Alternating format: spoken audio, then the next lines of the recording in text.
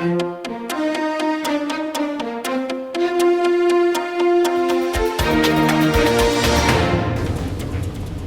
and welcome to the Midday Update.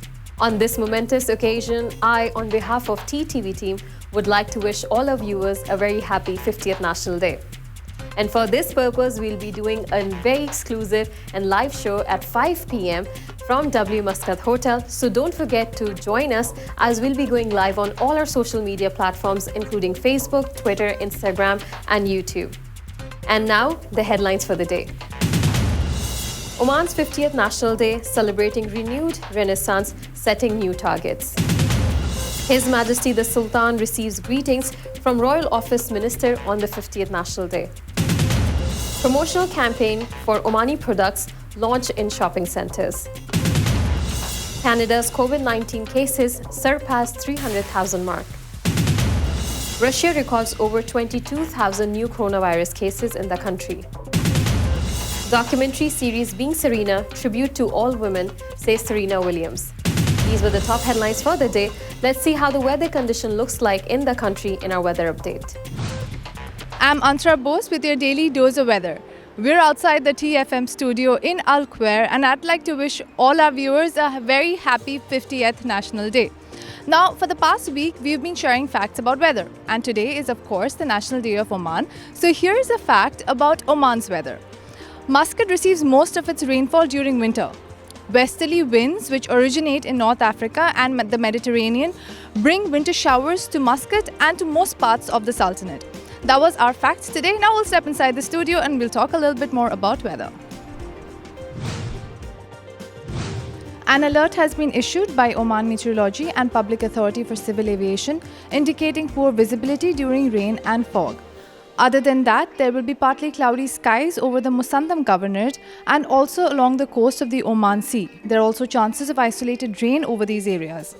The rest of the Sultanate will see clear skies with the possibility of late night to early morning low-level clouds or fog patches over Al Busta and Dhofar. With that, let's take a look at what the weather will be like throughout the Sultanate. Muscat will be sunny with temperatures between 30 degrees Celsius to 21 degrees Celsius. Musandam, there is a possibility of rain and temperatures between 28 degrees Celsius to 22 degrees Celsius.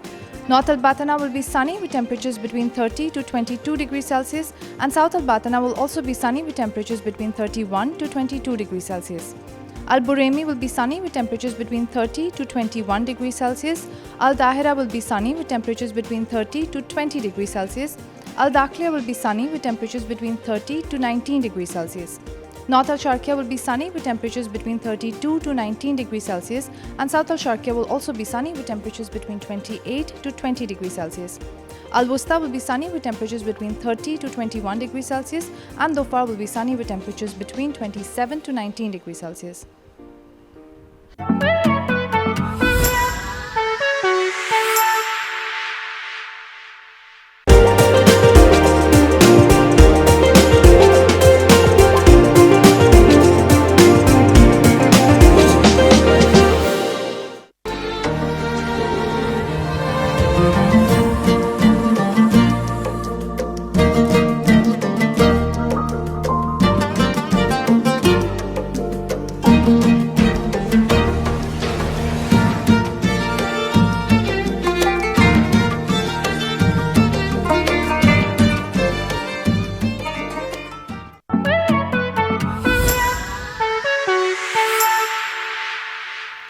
Welcome back to TTV. You're watching Midday Update. And now from a local desk. The Sultanate today marks its 50th National Day anniversary. With firm resolve, Omani citizens continue to make more achievements under the wise leadership of His Majesty Sultan Haitham bin Tariq, who vowed to upgrade the march of nation building and enhance the pace of progress, striking a high note in Omani people's enthusiasm for an ambitious renaissance that covers all spheres of life. Yet this year's celebration is impinged by sentiments of sore sorrow for the loss of father of the Omani Renaissance, the late His Majesty Sultan Qaboos bin Said bin Taimur, who sculpted this Arabian edifice from scratch, his vigilant eye not missing a flaw in any side of the monument. Despite the immense calamity, that befell Oman, the Arab world, and the Islamic nation upon the death of the late Sultan, the 11th of January 2020, was a virtually unforgettable day in the Omani history. On this day, Omanis depicted a unique national saga of loyalty and devotion when the Sultanate surprised the whole world with a smooth transition of power. In gratitude and tribute to the late Sultan, the royal family endorsed with unwavering certitude the successor chosen by the late monarch to take the helm, given his proven wisdom and farsightedness. To answer this wish, the Defense Council opened the letter of the late Sultan, who recommended installing Haitham bin Tariq as the Sultan of Oman due to what the late Sultan perceived as traits and qualify him to shoulder the responsibility. Omanis bade farewell to the dearest and finest of men, to quote His Majesty Sultan Haitham, pleaded mercy on his soul and recalled his everlasting good deeds and the legacy of nation building that he left behind in 49 years, during which Omani citizens were the means and mainstay of development. Within a short span of 10 months, His Majesty Sultan Haitham bin Tariq was able to make many achievements. With insight and strong will, he restructured the state's administrative apparatus to keep pace with Oman Vision 2040, whose salient features were drawn out by all segments of society in a manner that responds to His Majesty the Sultan's aspirations. Under his patronage, the participants determined the future goals and economic, social, and cultural approaches for a more verdant phase of development. His Majesty Sultan Haitham bin Tariq on Tuesday received a cable of greetings on the occasion of the 50th National Day of the Renaissance from General Sultan bin Muhammad Al Nomani, Minister of the Royal Office, Head of the Office of the Supreme Commander of the Armed Forces, reading as follows: Your Majesty Sultan Haitham bin Tariq, the Supreme Commander, it gives me the honor, as our dear homeland is celebrating the 50th National Day of the Renaissance, to express my best wishes and heartfelt greetings, praying to the Almighty Allah to have many comebacks of this auspicious occasion. Find Your Majesty in full health and well-being, with Oman relishing plentiful bounties of security, progress, and prosperity under Your Majesty's wise leadership. Your Majesty the Sultan, the 18th of November constitutes the anniversary of an eternal parade of glory in Oman's deep-rooted history. It marks the day when the late His Majesty Sultan Qaboos bin Said flagged off Oman's modern renaissance. Your Majesty has then carried forward the torch, supported, God willing, with the Almighty Allah's divine assistance and the loyal Omani people's collaboration. It is a pledge to continue the triumphant march so that Oman remains a lighthouse of peace and an oasis of wisdom and moderation. Your Majesty's far-sighted vision and royal directives form the pillars that influence the forward march of Oman's progress so that the Sultanate affirms its prominent status among nations of the world in the midst of developments experienced by the international community. Your people lend their staunch support and rally as one column behind Your Majesty's judicious leadership, willing to sacrifice everything dear and bracing to address all challenges and armed with knowledge, faith, and confidence to achieve success. This is evidenced through Oman Vision 2040, which forms tangible reality, the central element of which is the restructuring of the state's administrative apparatus so that Oman, as Your Majesty said, will constitute an influential entity in world civilization.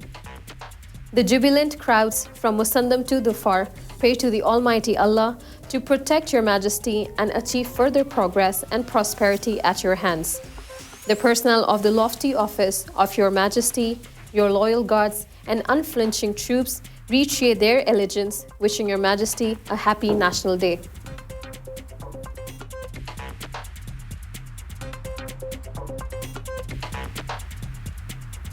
The Ministry of Commerce, Industry and Investment Promotion launched the promotion campaign for the Omani product by opening the Omani Products Corner in a number of shopping centers. In conjunction with the Sultanate celebrations of the glorious 50th National Day and within the Made in Oman campaign, which is organized by the Ministry in coordination with the Oman Chamber of Commerce and Industry, which is known as OCCI, the Public Corporation for Industrial Estates, and the Small and Medium Enterprises Development Authority, in addition to a number of other relevant bodies, in coordination with a group of shops in a number of regions of the Sultanate, including Sultan Center Shopping Mall, Carrefour, Nesto Hypermarket, and Lulu Hypermarket in all their branches. The ministry said the promotion campaign for the Omani product was launched with the opening of the Omani Products Corner in the Lulu Hypermarket in Muscat Mall under the patronage of His Excellency Dr. Salah bin Said bin Saleh Masan, Under Secretary of the Ministry of Commerce, Industry and Investment Promotion for Commerce and Industry. His Excellency Dr. Salah said the Omani product is an economic guarantee and a fortification tool for our national economy. Through the campaign to support the Omani product, we seek to promote Omani products in the local markets and raise their consumption rate, which contributes to the activity of factories and production institutions and raising the level of quality in it to enable it to compete in the local and international markets, which in turn leads to providing job opportunities for Omanis and creating added value for the national economy. The campaign to promote the Omani product will include a number of activities and events during this month. The campaign focuses on finding outlets for Omani products in the mall markets spread in all governorates of the Sultanate and allocating a special corner for selling Omani products. It's time for us to take a quick commercial break, but stay tuned as we have more updates coming your way from our international desk.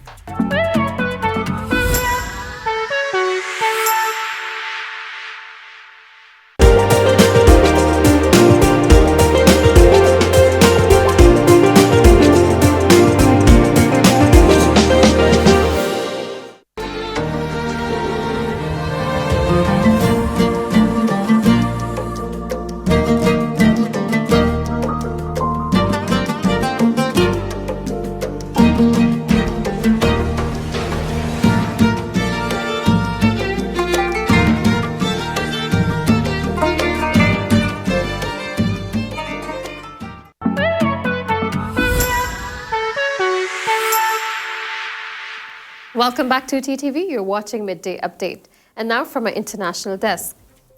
The number of coronavirus cases in Canada rose to 301,322 on Monday, including 11,007 deaths, according to Canada TV. The national level data from the Public Health Agency of Canada showed daily averages of more than 4,000 new cases since November 6th.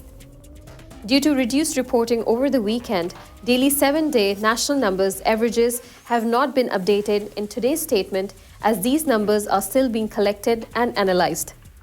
I will provide the latest numbers during my remarks tomorrow, said Canada's Chief Public Health Officer Theresa Tam in a statement on Monday. Tam said it is important to remember that the vast majority of Canadians remain susceptible to COVID-19. This is why it is important for everyone to continue with individual precautions that will keep ourselves, our families, and our communities safer. Ontario reported 1,487 new cases on Monday after an increase from Sunday's 1,248 cases. The province has a total of 95,496 cases. Monday is the 11th straight day in which Ontario has reported case numbers in the quadruple digits. The province also reported 10 additional deaths on Monday, bringing the provincial death toll to 3,371. The 7-day rolling average of cases stands at 1,443, up from the previous week's 1,105 per day. There are at least 500 people being treated in Ontario hospitals for COVID-19, with at least 125 of those patients in intensive care units, said the Ontario government on Monday. The province said that the number of hospitalization is an underestimation as about 40 hospitals did not submit their data over the weekend. Russia has recorded 22,410 new coronavirus cases over the past 24 hours, bringing its national caseload to 1,971,013, the country's COVID-19 response center said Tuesday. The latest figures show that 442 coronavirus-related deaths were registered over the past day, a record high of daily fatalities, pushing the total death toll to 33,931. The total number of coronavirus infections for Moscow, which is hit the hardest by the pandemic in Russia, stood at 522,456, including 5,882 new cases. Russia remains the fifth in the world and the second in Europe in terms of the COVID-19 caseload. As of Monday, over 69.5 million COVID-19 tests have been conducted across the country. With this story, it's time for a quick commercial break, but stay tuned as we have more updates coming your way from our sports desk.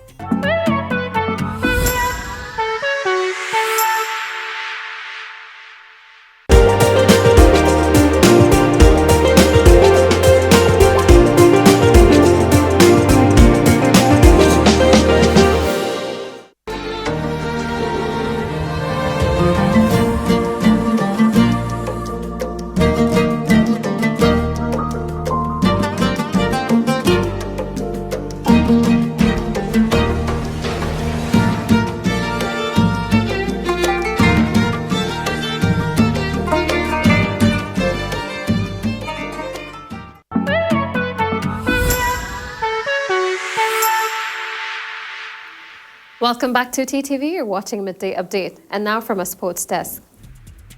All-time great women's singles tennis player Serena Williams said her 5-episode documentary series, Being Serena, is a tribute to all the women who have gotten back to work after becoming a mother. Titled Being Serena, the 5-episode documentary series, produced by HBO Sports and IMG's original content, showcases game-changing moments in her professional and personal life, tracking her pregnancy, motherhood, comeback, and more. Serena Williams' success story goes well beyond her 23 singles women's Grand Slam titles, 39 Grand Slams overall, and 4 Olympic gold medals. Since her return to the court after embracing motherhood, Serena rose to dominance once again, qualifying for 4 Grand Slam finals between 2018 and 2019.